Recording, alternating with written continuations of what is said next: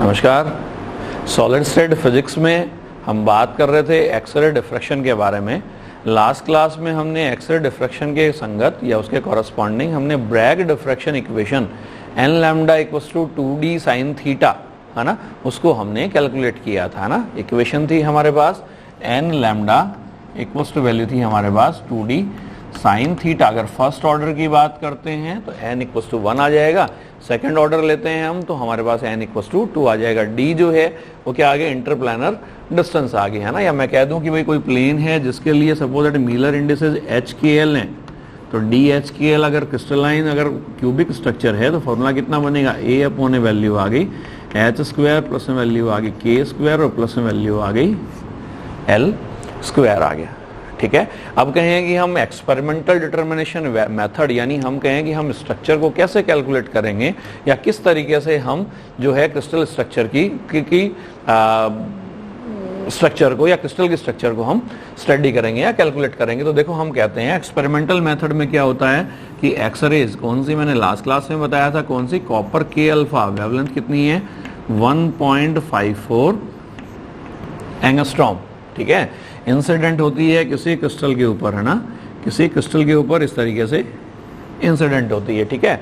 और इंसिडेंट होकर अपने हमारे पास क्या हो गई, ये क्या हो गई, डिफ्रैक्ट हो गई। ठीक है। और इस क्रिस्टल को बेसिकली हमारे पास क्या रखा जाता है, एक रोटेटिंग टेबल के ऊपर रखा जाता है ना। रोटेटिंग टेबल के यानी क्रिस्टल को हम क्या कर सकते हैं, रोटेट कर सकते हैं। क्रिस्टल को हम रोटेट कर सकते हैं, रोटेट कर सकते हैं। इसका मतलब डिफ्रैक्टेड जो एक्सरेज हैं उनको अलग अलग एंगल के ऊपर हम कैलकुलेट कर सकते हैं। अब मैं कह दूं कि सपोज दैट ये हमने क्रिस्टल कहा, ये इस तरीके से क्रिस्टल कह दिया, अगर ये इससे थीटा एंगल के ऊपर है, थीटा एंगल के ऊपर है, तो इसका मतलब जो डिफ्रैक्टेड एक्सरेज हैं वो इंसिडेंट डायरेक्शन से कितना एंगल बनाएंगी, टोटल 2 थीटा एंगल बनाएंगी, है ना।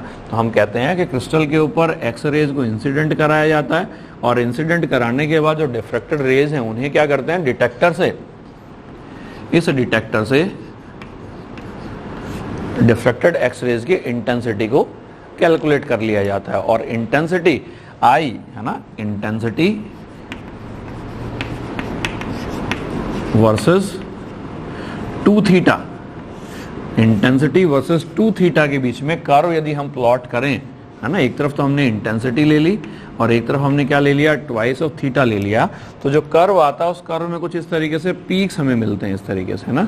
कितने डिग्री के एंगल पर मिलते हैं उससे हम थीटा की वैल्यू हम कैलकुलेट कर सकते हैं। अगर क्रिस्टलाइन है तो पीक्स कैसी मिलेंगी, शार्प मिलेंगी, है ना। और अगर अमॉर्फस अगर हमारे पास सॉलिड है तो उस कंडीशन में हमें कोई भी पीक नहीं मिलती। तो हम कहते हैं ये पीक कितने डिग्री के एंगल के ऊपर हमें मिल रही है, उसके बिहाव पर हम किसको कैलकुलेट कर लेते हैं, थीटा को कैलकुलेट कर लेते हैं। और थीटा को कैलकुलेट करने के बाद हम वैल्यू निकाल लेते हैं किसकी, ए, लैटिस कांस्टेंट की वैल्यू हम डिफाइन कर सकते हैं। तो इसी इक्वेशन के बेस पर हम कहें कि भाई एक्सपेरिमेंटल मेथड में हम अलग अलग एंगल के ऊपर क्या करते हैं, अलग अलग एंगल के ऊपर एक्स रेज की वेवलेंथ को कैलकुलेट करते हैं और इंटेंसिटी वर्सेस 2 थीटा के बीच में हम कर्व को ट्रेस करते हैं। तो इस इक्वेशन से मैं क्या कह सकता हूं, देखो n lambda equals to value आ गई ट्वाइस आ गया, डी की जगह कितना लिख दूं, ट्वाइस ए अपॉन वैल्यू आ गई root h square plus value आ गई के स्क्वायर प्लस वैल्यू आ गई एल स्क्वायर।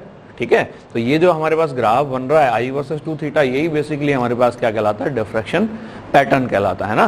तो 2a आ गया अपॉन वैल्यू आ गई रूट एच स्क्वायर प्लस के स्क्वायर प्लस वैल्यू आ गई एल स्क्वायर और इंटू वैल्यू आ गई साइन ऑफ थीटा आ गया। या यहां से मैं कह दूं sine of theta, sine of theta equals to value कितनी बनी, एन लैम्डा और इंटू वैल्यू आ गई एच स्क्वायर।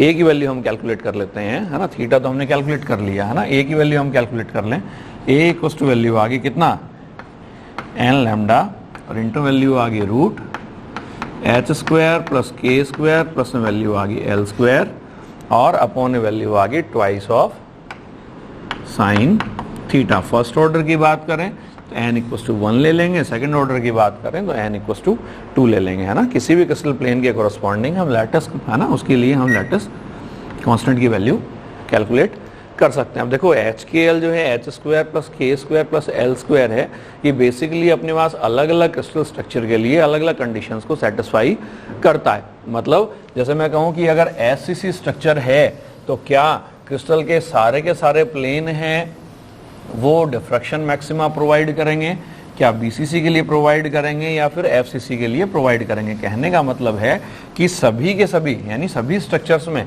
जैसे बीसीसी स्ट्रक्चर है तो उसके सभी प्लेन है वो डिफ्रैक्शन मैक्सिमा प्रोवाइड नहीं करते। इसी तरीके से एफसीसी स्ट्रक्चर है उसके लिए भी हमारे पास डिफ्रैक्शन मैक्सिमा प्रोवाइड नहीं करते। यहाँ हम कह रहे हैं कि इंटेंसिटी आई वर्सेस 2 थीटा, हमने कहा कि इंटेंसिटी मैक्सिमम आएगी, इंटेंसिटी मैक्सिमम उसी केस में आएगी जो ब्रैग इक्वेशन को फॉलो करेगी, जो n lambda equals to 2d sine theta को सेटिस्फाई करेगी, वहीं पर हमें डिफ्रैक्शन मैक्सिमा हमें मिलेगा। तो अगर मैं कहूँ कि देखो जैसे हमारे पास स्ट्रक्चर है, जैसे एफसीसी स्ट्रक्चर है, फिर मैंने कह दिया बीसीसी स्ट्रक्चर है, और फिर मैंने कह दिया कौन सा है, एफसीसी स्ट्रक्चर है। ठीक है, मैंने कह दिया कि पहला प्लेन आ गया, सपोजिट मैंने कह दिया कौन सा 110 प्लेन आ गया, दूसरा प्लेन कह दिया 100, ठीक है, दूसरा प्लेन ले लिया अपन ने 110 ले लिया, तीसरा प्लेन ले लिया अपन ने 111, फिर ले लिया अपन ने 200, फिर ले लिया अपन ने 2 1 और 0, फिर ले लिया अपन ने 2 1 और 1, फिर ले लिया अपन ने 2 2 और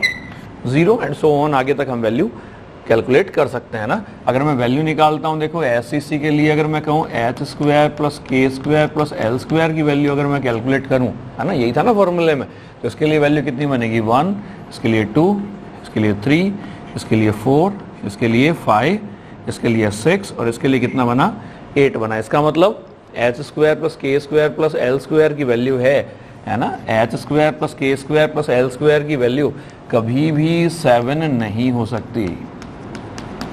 एल स्क्वायर की वैल्यू कभी भी 7 नहीं हो सकती, है ना। 1 2 3 4 5 6 हो सकती है, 8 हो सकती है, 7 नहीं हो सकती।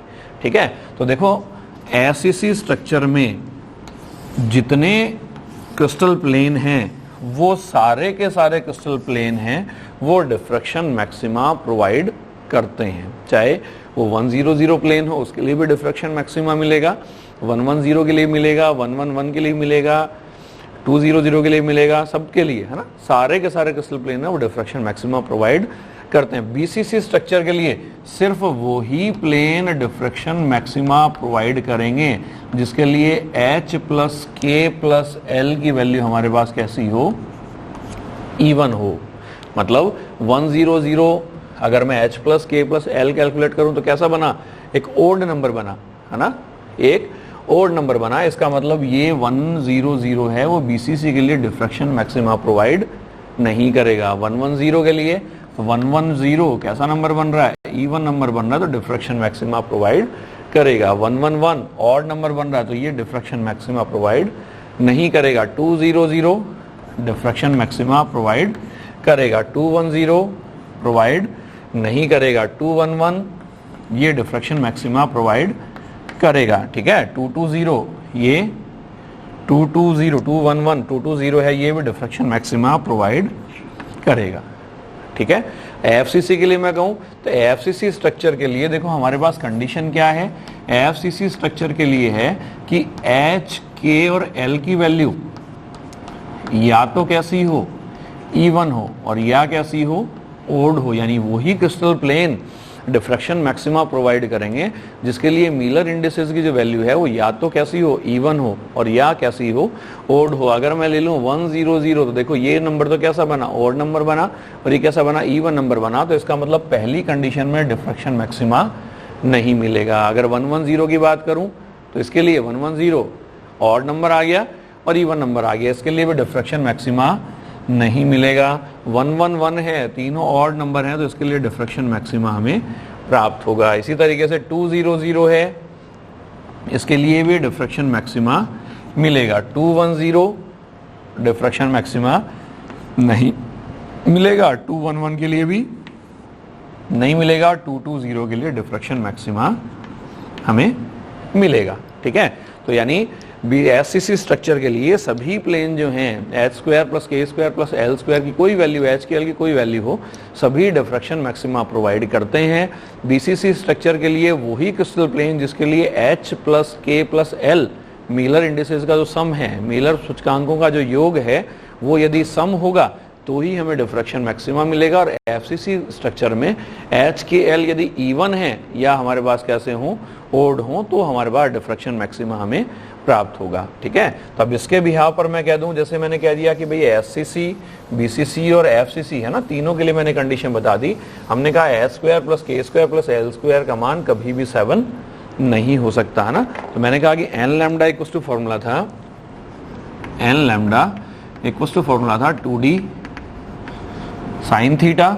ठीक है, या वैल्यू कितनी बनी, sine theta equals to value आ गई n lambda upon a value आ गई 2d।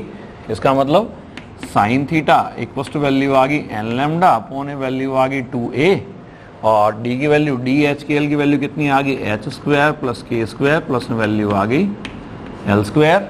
इसका मतलब साइन स्क्वायर थीटा की वैल्यू, साइन स्क्वायर थीटा की वैल्यू कितनी बनी, वैल्यू आ गई n square lambda square upon a value आ गई 4a स्क्वायर, और वैल्यू आ गई h square plus k square और प्लस में वैल्यू आ गई l स्क्वायर। अगर देखो दो कंडीशन में ले लूं, एक तो मैं निकाल लूं साइन स्क्वायर, अगर मैं वैल्यू कैलकुलेट करूं, देखो थीटा सपोज एट एक प्लेन आ गया एच के एल।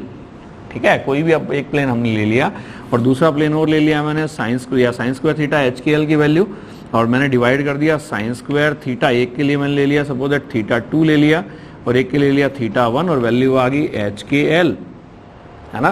तो इक्वल्स टू सपोज एट इसको मैंने कह दिया एच के एल ले लें, इसको मैंने कह दिया एच डैश के डैश और एल डैश ले लें है ना। तो वैल्यू कितनी बनेगी, इक्वल्स टू वैल्यू आएगी एच स्क्वायर प्लस के स्क्वायर प्लस में वैल्यू आ गई एल स्क्वायर, और दूसरे के लिए कितनी बनेगी एच डैश स्क्वायर प्लस में वैल्यू आ गई के डैश स्क्वायर और प्लस में वैल्यू आ गई एल डैश का स्क्वायर आ गया। जैसे अब मैं इसका एग्जांपल कहूँ कि सपोज दैट मैं निकालना चाहता हूँ किसके लिए, बीसीसी क्रिस्टल के लिए कैलकुलेट करना चाहता हूँ है ना।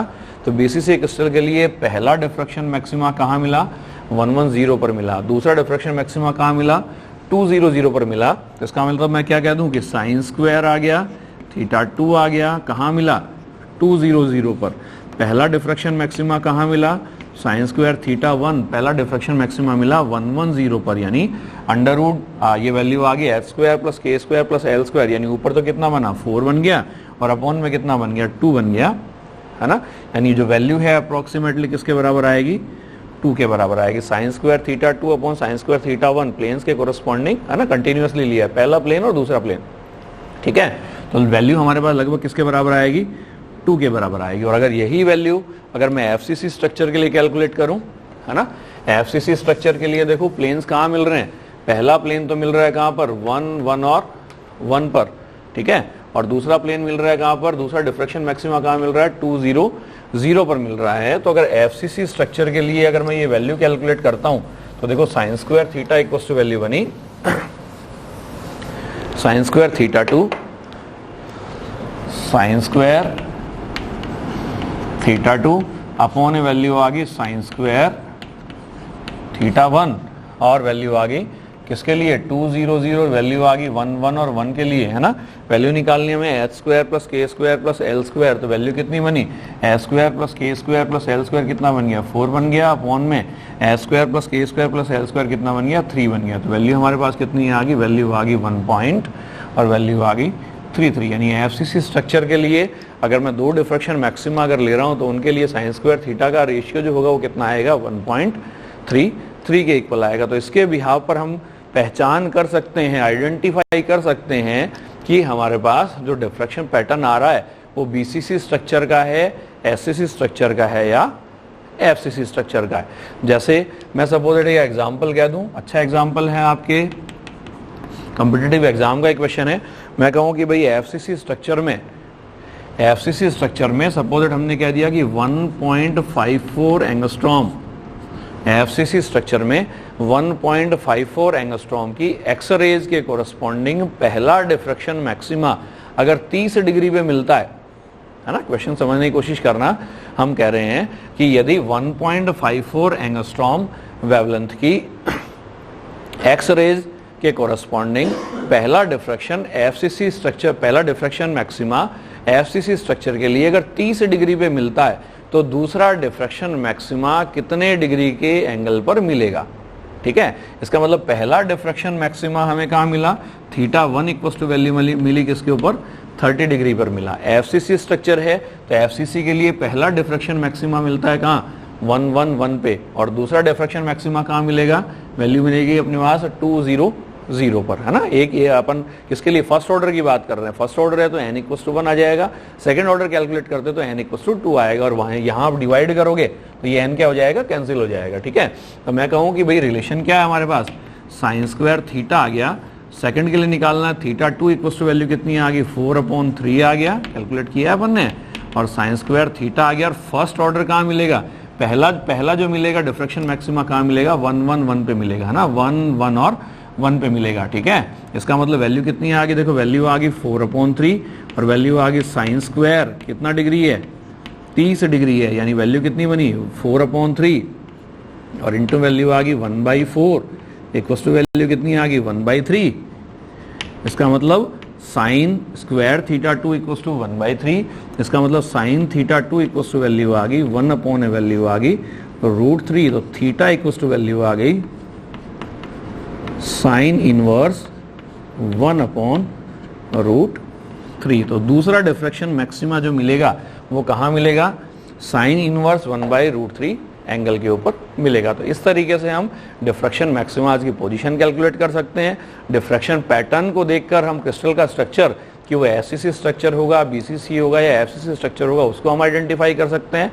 डिफ्रैक्शन पैटर्न देखकर हम कह रहे हैं कि जो I versus 2 theta, intensity versus 2 theta का जो कर्व है, उसमें यदि डिफ्रैक्शन पीक शार्प हैं तो क्रिस्टलाइन आ गया, अगर थोड़े ब्रॉड हैं तो पॉलीक्रिस्टलाइन आ गया, और हम कहते हैं कि अगर कोई भी हमें पीक नहीं मिल रहा तो हमारे पास जो मटेरियल होगा वो कैसा होगा, अमॉर्फस सॉलिड होगा, है ना। तो ये हमारे पास ब्रैग डिफ्रैक्शन की स्पेशलिटी है। तो जल्द मिलते हैं एक नए वीडियो में, बहुत बहुत धन्यवाद, थैंक यू सो मच।